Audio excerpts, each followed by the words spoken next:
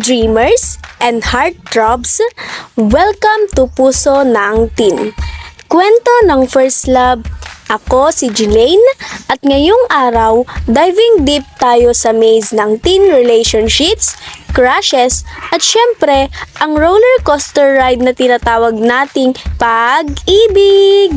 Kung nararamdaman mo na ang butterfly sa tiyan, ang awkward silence o ang kilig sa isang text, this episode is for you. Tara na't sumama sa ating kwentuhan! Nagsisimula ang ating kwento sa isang typical na hapon sa school grounds.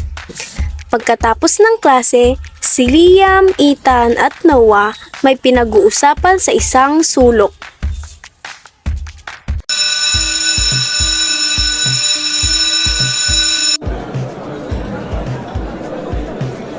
So Liam, kailan mo ba aminin kay Sophia? Kitang-kita na ang mga tingin mo, bro. Hindi ah. Ano ka ba? Saka paano naman ako aamin? Ang daming nagkakagusto doon. Saka friends lang kami.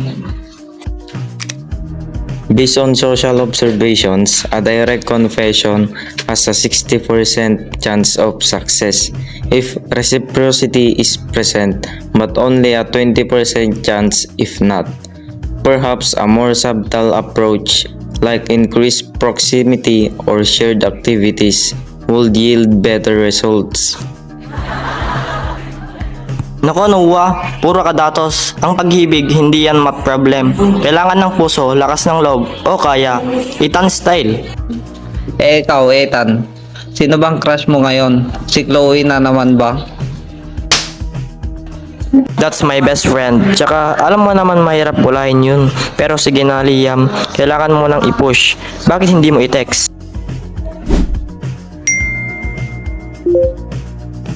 Anong sasabihin ko? Hi Sophia, gusto kita. Ganun. Di lagot ako. Consider sending an inquiry about schoolwork, a casual low-pressure interaction. Hi Sophia, about the science project. No, too boring. Dapat something na. Hi Sophia, you look really pretty today. Ang hirap naman. Baka bigla ako isin lang.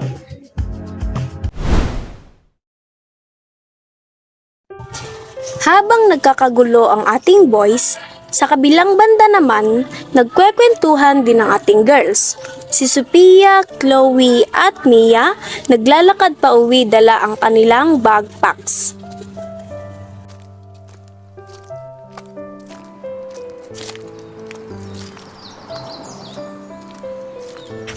Ano kaya ang feeling na magkaroon ng true love? Yung tipong parang sa pelikula. Yung umuulan tapos magkikiss kayo. Mia, napaka-hopeless romantic mo. True love? Sa edad natin, kadalasan crush lang yan na lumilipas. Tulad ni Ethan, ang dami ng crush niyan. Buti na lang ako hindi. Pero iba naman kapag sincere Chloe, naalala ko, nung isang araw, nahulog ko yung books ko tapos si Liam, siya yung tumulong sa akin. Ang sweet niya! Liam? Ha? Nako Sophia, ang dami rin kasing nagkakagusto sa'yo, hindi mo lang alam. Pati yata si Liam, isa sa kanila. Talaga? Oo, may love team na naman. Go Sophia. Kaso, paano kung naiya si Liam? Dapat ikaw ang mag-first move, Sophia. Ha? Ako? Hindi ko kaya. Super shy ako pagdating sa ganyan. Baka awkward lang. Di forever ka na lang maghihintay. Kung gusto mo talaga, kailangan may gawin ka. Hindi naman kailangan grand, konting sign lang. Oo nga, like kung mag-post siya ng story, react ka. Or comment ka sa post niya. Simple but effective. May point kayo. Pero ano-ano ba yung tamang sign? Ayoko naman maging aggressive, no? Fast forward a bit. Kinabukasan, sa school canteen nag-aalinlangan pa rin si Liam. Hindi niya pa rin natatype ang text. Hindi ko talaga kaya guys. Ang corny ng hi. You look pretty today. Saka yung about sa science project. Parang OA naman. Tapos na science project.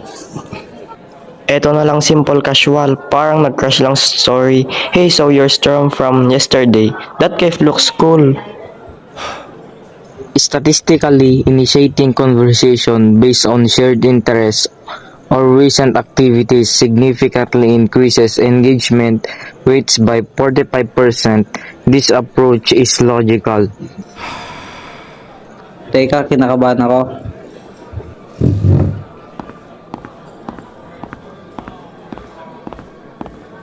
She smiled at me. Ba, sign na yan, dude. Ano pa hinihintay mo? Empirical evidence suggests a positive nonverbal cue can increase the perceived likelihood of a variable response by up to 70%. Act now.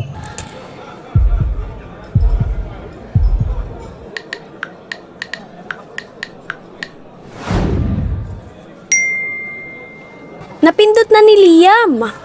Ano kayang mangyayari? Sa kabilang banda, napansin ni Sophia ang notification. Sino yan, Mare? Parang kinikilig ka. Ha?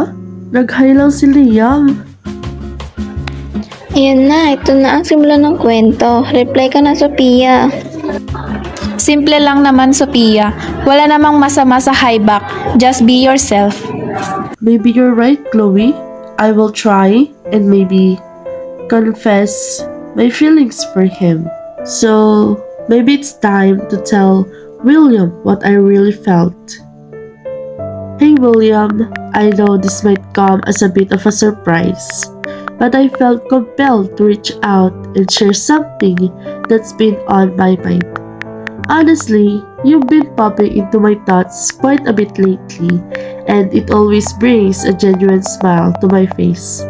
Almost without fail, I've truly come to admire and appreciate you, about you and your genuine kindness, and that wonderful innate ability you have to make everyone around you feel so comfortable, seen, and valued. It's a truly special and rare quality that genuinely stands out in a crowded world. Whether it's during our casual conversations or just observing you interact with others from a distance, I'm always so struck by your thoughtful nature and the warmth you exude. There's a certain light you carry, and it's something I deeply respect. To be frank, just seeing your name pop up or getting the chance to chat with you always brightens my day significantly. You have this incredibly positive and uplifting energy that's really captivating. It's almost infectious in the best way possible. Every interaction leaves me feeling a little lighter and more positive myself. I truly enjoy every moment of getting to know you, discovering new things about your perspective, and I sincerely wanted you to know how much I appreciated your presence in the world, and especially in mine. You have a way of engaging with things that is both intelligent and heartfelt, and I find that truly inspiring.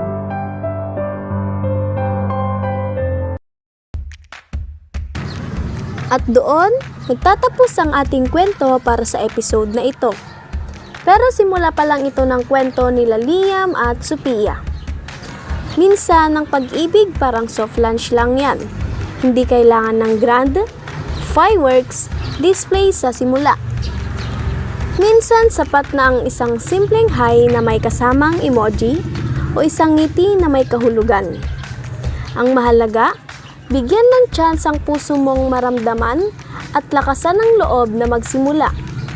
Sino ba naman ang hindi kikiligin sa isang simpleng hi na nagbubukas ng pintuan sa isang posibleng hello forever? Hi, I'm Sophia. Before this podcast ends, gusto ko lamang po humiling ng pagkakataon na ialay ang awiting ito para sa aking sinta.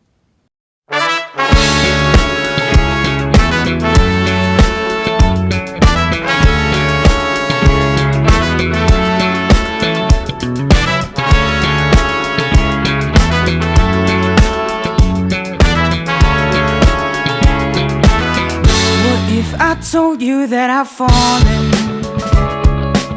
and I like the way you say my name. My heart skips a beat when I hear you calling, and I like that it won't go away. But never mind, don't wanna give you any trouble. Never mind, never mind. I'm okay with being by your side for as long as I can hide. What if I told you that I've fallen?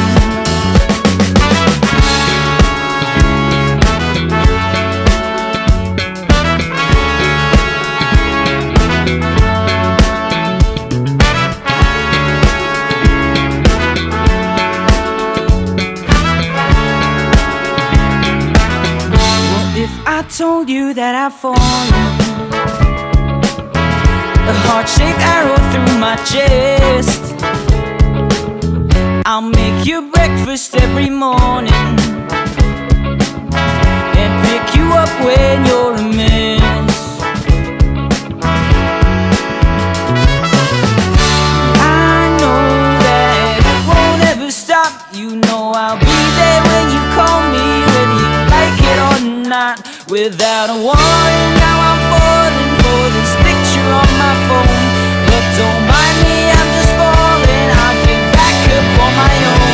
Please don't say my name.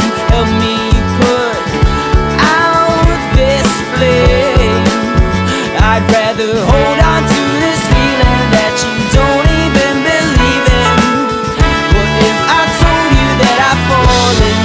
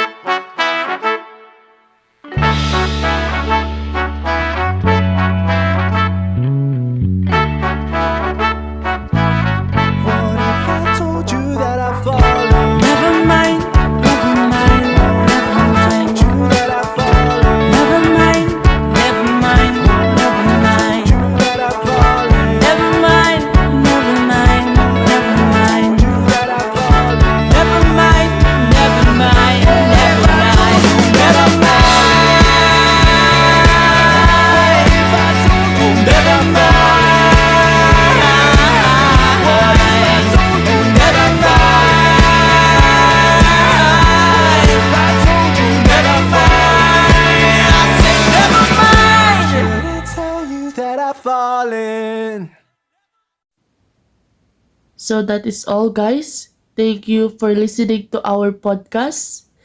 Bye!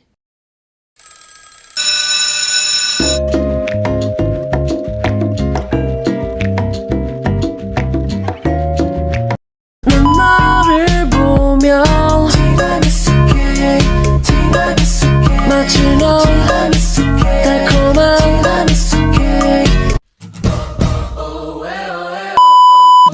Bibigyan ako ng kainitan. Hindi yung vlog mo tinamay. Love.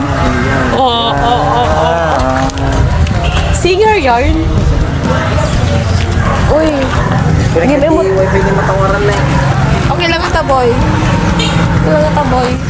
Siyak mo tilab buki. Yak!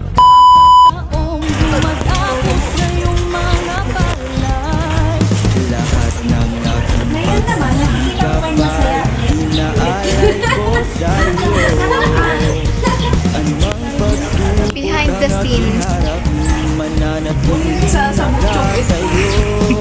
Ba't oh? Binat.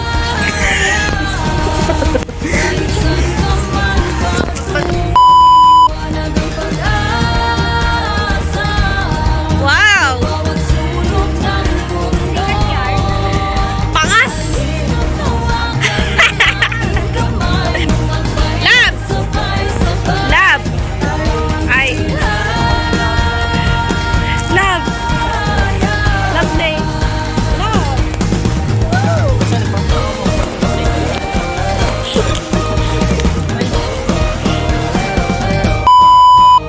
Mama din ako, hindi ko ni matawaran.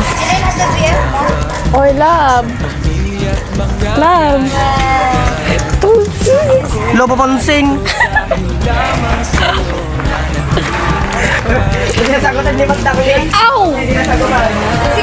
Sino ng couple to yun eh?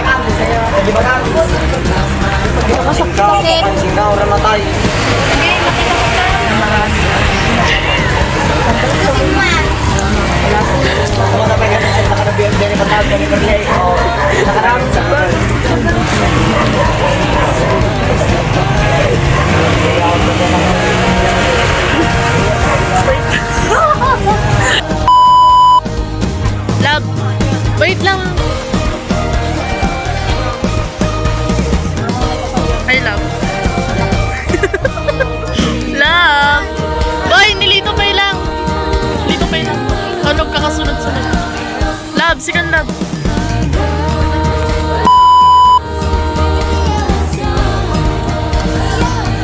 Hi, babes. Hi, babes.